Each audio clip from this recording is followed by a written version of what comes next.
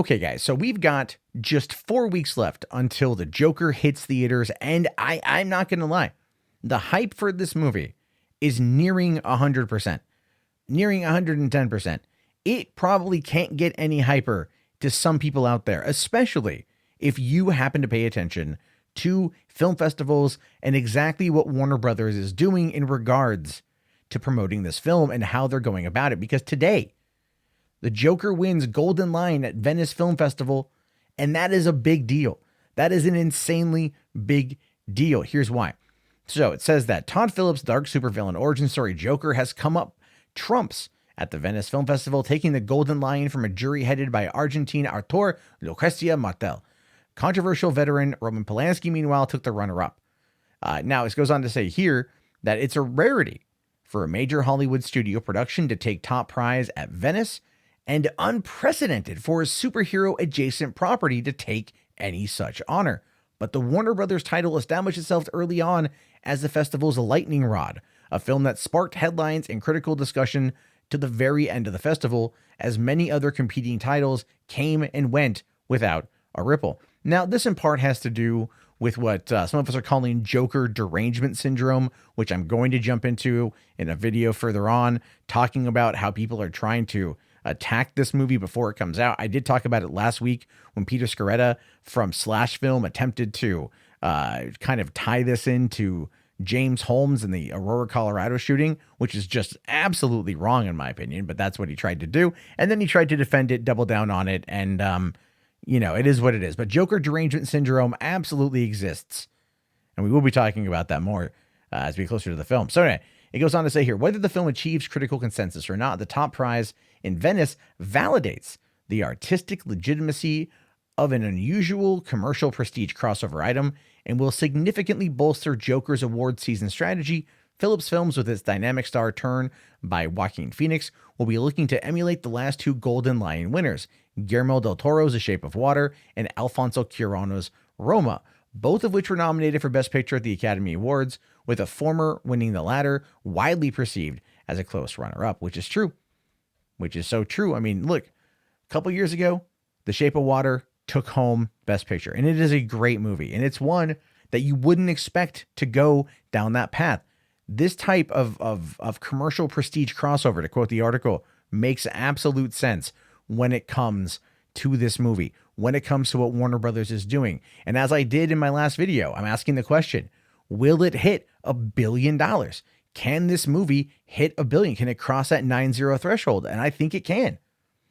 Or it's going to get very, very, very close. It has every potential to become the highest grossing R-rated movie of all time if it can do well overseas. And with it doing well internationally, with winning the Golden Lion right now at Venice, and also playing at the Toronto International Film Festival and getting rave reviews back here at home from a few people who have seen it early, Warner Brothers is creating a massive social media push, a massive word of mouth push, massive buzz surrounding this movie. And it's going to lead to a couple things. One thing I like, one thing I don't like. And the one thing I like right off the bat is it's going to open the door for Todd Phillips' DC Black division. And this is something he took a year to pitch to Warner Brothers. He was pimping it to them at the party for War Dogs. He was like, hey, let's do like a standalone Elseworlds type non-DCU connected film, DC Dark or DC Black. And they finally jumped on board and gave him the money and the ability to do it. And that is now looking like it's going to pay off big. We're talking Oscar awards, right? We're not just talking like, Heath Ledger winning for Best Supporting Actor in 2008, which he deserved, by the way. And he was great.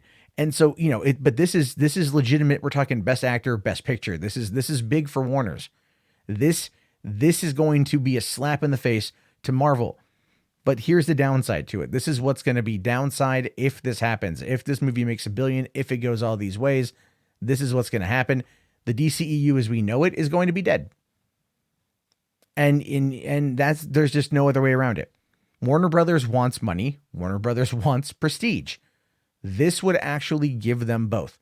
This would give them both money and prestige and open the door to doing more of these Elseworld style tales that are going to ultimately mean the ending of this particular run of interconnected films.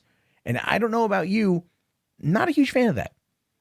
I think if Joker, and I haven't heard from my friend who's seen it, I refuse to ask him questions. I refuse to let him tell me anything about it.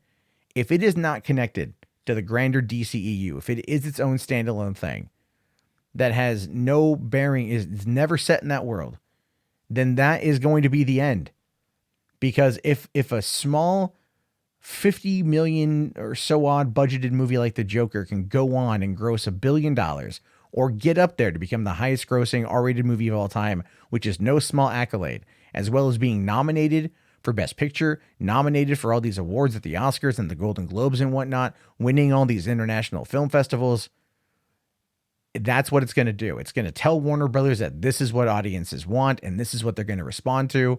And with the money comes the changes. And with the changes, you can say goodbye to what Zack Snyder built. Whether you like it or not, you can say goodbye. Me personally, I'm not happy.